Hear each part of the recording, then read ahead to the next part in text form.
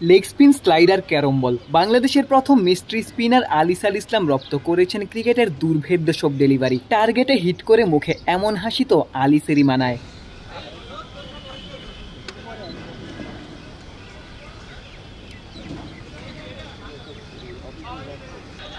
একটু পেছনে ফেরা যাক। হাতে বল নিয়ে আলিস বোলিং করতে আসলেন, প্রথম বলেই স্টাম্প হিট করলেন। লক্ষ্য ভেদ করা আলিসের জন্য এতটাই সহজ। নিজের করা দ্বিতীয় বলেও আলিস স্টাম্পে হিট করেছেন। রানার বলে অর্ধেক ভেঙে যাওয়া স্টাম্প পুরোটাই ভেঙে দিয়েছেন।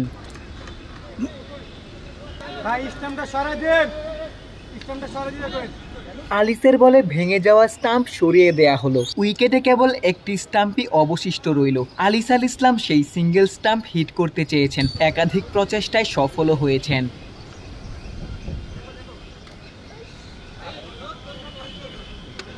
রবিবার কুমিল্লা ভিক্টোরিয়ান্সের জার্সি গায়েই আলিস অনুশীলনে আসেন। ভিক্টোরিয়ান্সের হয়েই আলিস নিজেকে নতুন করে চিনিয়েছেন। সালাউদ্দিনের অধীনেই প্রায় হারিয়ে যাওয়া আলিস নিজেকে ফিরেও পেয়েছিলেন। নেট বোলার থেকে কুমিল্লা ভিক্টোরিয়ান্সের অন্যতম সফল বোলার। বিপিএল এ দুর্দান্ত পারফরমেন্সের সুবাদে জাতীয় দলেও সুযোগ পেয়েছিলেন, তবে ইনজুরির কারণে সেই সুযোগ হাতছাড়াও করেছেন। কদিন আগেই জাতীয় দলের ক্রিকেটারদের সাথে আমেরিকার ভিসা প্রসেসিং করতে গিয়েছিলেন, অর্থাৎ আলিস বিশ্বকাপের ভাবনাতেও ছিলেন। ইনজুরি থেকে ফিরলেও ঘরের মাঠে জিম্বাবুয়ের বিপক্ষে সিরিজে আলিসকে রাখা হয়নি। বোঝাই যাচ্ছে আলিস আর বিশ্বকাপের ভাবনাতেও নেই। এই মুহূর্তে আলিস ডিপিএল খেলার অপেক্ষায় রয়েছেন। তার দল সুপার 6 থেকে বাদ পড়ায় দল বদল করে আলিস প্রাইম ব্যাংকে খেলবেন। প্রাইম ব্যাংকের হেড কোচ মোহাম্মদ সালাউদ্দিনের অধীনেই আলিস নিজেকে আরো বেশি শানিত করবেন। জিম্বাবুয়ের বিপক্ষে সিরিজে না থাকলেও আলিস নিশ্চিতভাবেই বিসিবির সুনজরে রয়েছেন। পাকিস্তানি গ্রেট মুশতাক আহমেদ ইতিমধ্যেই বাংলাদেশ দলের স্পিন কোচ হিসেবে যুক্ত হয়েছেন, যিনি প্রতিভাবান লেগ স্পিনার কিংবা মিস্ট্রি স্পিনার খুঁজছেন। জাতীয় দলের ক্যাম্পে যুক্ত হলে আলিস নিশ্চিতভাবেই মুশতাক আহমেদের কাছ থেকে দারুণ কিছুই শেখার চেষ্টা করবেন। পরিণত হয়েই জাতীয় দলে আসবেন, লম্বা সময় সার্ভিস দিবেন।